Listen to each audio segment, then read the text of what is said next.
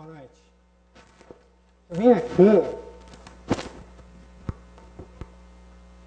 Eu trouxe uma lista de perguntas que eu espero encontrar as respostas hoje aqui, neste lugar. Eu tenho muitas dúvidas sobre a igreja. Primeira pergunta que eu tenho para vocês: por que na igreja tem tanta gente mentirosa? Por que tem tanta gente falsa? Dá licença, como é seu nome? Fernando, pois não. Fernando, todos nós aqui somos imperfeitos. Eu sou imperfeita, mas aqui nós estamos para ser transformados pelo único que é perfeito. A palavra de Deus diz que aquele que não conheceu o pecado, ele o fez pecado por nós, para que nele fôssemos feitos justiça de Deus.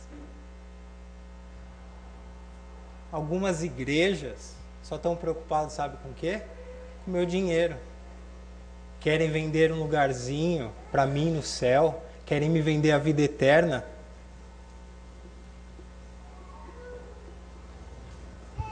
Fernando, Deus, Ele se preocupa com a gente. A salvação já foi paga pelo Filho do Pai, que é Jesus Cristo, quando Ele morreu na cruz por nós. A salvação é um dom gratuito de Deus. E a palavra do Senhor diz assim: pois todos pecaram e estão destituídos da glória de Deus, sendo justificados gratuitamente por sua graça, por meio da redenção que há em Cristo Jesus. Olha, eu não conheço ninguém aqui. Para mim, todos vocês são estranhos. Mas lá fora, no mundo, lá eu me sinto aceito. Fernando, não é bem assim. Aqui eu me sinto em casa. Todos eles aqui são a minha família. Eu realmente me sinto abraçada por Deus. E na Bíblia diz assim: não ameis o mundo, e nem o que no mundo há. E se alguém ama o mundo, o amor do Pai não está nele. Porque tudo que há no mundo, a concupiscência da carne, a concupiscência dos olhos e a soberba da vida, não é do Pai, mas do mundo. E o mundo passa, e a sua concupiscência. Mas aquele que faz a vontade de Deus permanece para sempre. Olha, desculpa, mas eu ainda não estou muito seguro que eu acredito em tudo que vocês acreditam aqui. Fernando, nós aqui, nós acreditamos na Bíblia, que esse é o nosso manual de regra, fé e prática. Mas as dúvidas como a sua, elas são sempre bem-vindas. Porque nós temos que ter na cabeça que Deus, Ele sim é a nossa resposta certa. Na Bíblia está escrito assim, eu vou ler para você: e conhecereis a verdade, e a verdade vos libertará. Santifica-os na verdade.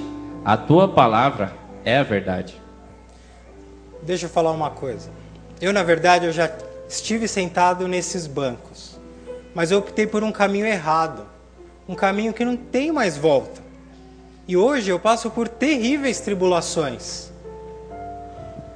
Fernando, você está errado. Não é assim. Deus não vê as provações da nossa vida, as tribulações que a gente passa como dificuldades, mas sim como oportunidades que a gente tem para exercitar a nossa fé. E na Bíblia fala isso, quer ver? Todo aquele que o Pai me dá, esse virá a mim, e o que vem a mim de modo nenhum lançarei fora. Em ti confiarão os que conhecem o teu nome, porque tu, Senhor, nunca desamparaste os que te buscam. Mas, se Deus está em todos os lugares, por que então que a gente tem que vir na igreja? Fernando, a questão não é onde Deus está, e sim onde Ele quer que você esteja. Eu vou ler um relato para você sobre um frequentador de igreja que escreveu uma carta para um editor, que ele falou sobre não fazer sentido ir à igreja. Eu vou ler o relato para você. Eis que tenho ido à igreja por 30 anos, e durante este tempo eu ouvi uns 3.000 sermões. Mas, por minha vida, eu não consigo lembrar sequer nenhum deles. Assim, eu penso que estou perdendo o meu tempo, e os pastores estão desperdiçando o tempo deles pregando sermões. Esta carta iniciou uma grande controvérsia na coluna Cartas ao Editor, que por semanas foi recebendo cartas do assunto, até que alguém escreveu este argumento. Eu estou casado já há 30 anos. Durante este tempo, minha esposa deve ter cozinhado umas 32.000 refeições, mas, por minha vida, eu não consigo lembrar do cardápio de nenhuma dessas 32.000 refeições. Mas, de uma coisa eu sei, Todas elas me nutriram e me deram a força que eu precisava para fazer o meu trabalho. Se a minha esposa não tivesse me dado essas refeições, eu estaria hoje fisicamente morto. Da mesma maneira, se eu não tivesse ido à igreja para alimentar a minha fome espiritual, eu estaria hoje morto espiritualmente. A Bíblia diz assim: uma coisa peço ao Senhor e a buscarei, que eu possa morar na casa do Senhor todos os dias da minha vida, para contemplar a beleza do Senhor e meditar no seu templo. Mas e o preconceito?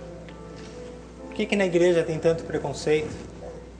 Vocês acham que se essas pessoas soubessem o que eu fiz, por onde eu andei, vocês acham que realmente eu seria aceito? O caminho que eu escolhi não tem mais volta. Eu estou preso ao mundo das drogas. Eu sou um dependente químico. Eu nunca seria aceito pela igreja.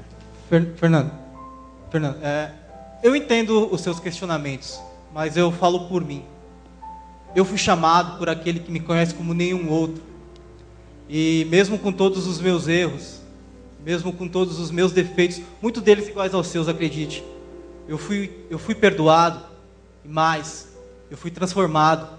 Porque a palavra de Deus é bem clara quanto a isso. Gostaria de ler um versículo para você. Vinde a mim, todos os que estáis cansados e sobrecarregados, e eu vos aliviarei. Tomai sobre vós o meu jugo e aprendei de mim, porque sou manso e humilde de coração, e achareis descanso para a vossa alma. Parece que as minhas perguntas foram bem respondidas, porque vocês usaram a palavra de Deus. Agora deixa eu esclarecer uma coisa para vocês. A droga, segundo a Organização Mundial da Saúde, a OMS, é toda substância que, quando administrada ou consumida por um ser vivo, ela modifica uma ou mais das suas funções, com exceção daquelas substâncias necessárias para a manutenção da saúde normal. O vício significa falha ou defeito. É um hábito repetitivo que ele degenera ou causa algum prejuízo ao viciado e aos que com ele convivem. E o preconceito? Uma palavra que hoje em dia se ouve muito. É um juízo pré-concebido, manifestado geralmente na forma de uma atitude discriminatória perante as pessoas.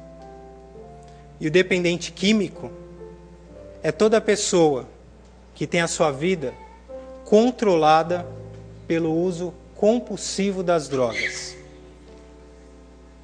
Meus irmãos, o tema hoje do Juventude em Ação é dependência química. Um tema que muito se discute, mas pouco se ouve, às vezes, na igreja.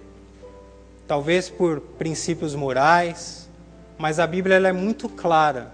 Todo aquele que sabe que deve fazer o bem e não faz, comete pecado. Nós, do Juventude em Ação, não queremos nos omitir. Nós queremos mostrar o que essas pessoas passam, o sofrimento delas, mas também como sair desse mundo das drogas, porque a batalha é muito grande. A gente vai passar agora, para vocês terem uma ideia, uma estatística do consumo de drogas ilícitas no Brasil em 2011. Prestem atenção.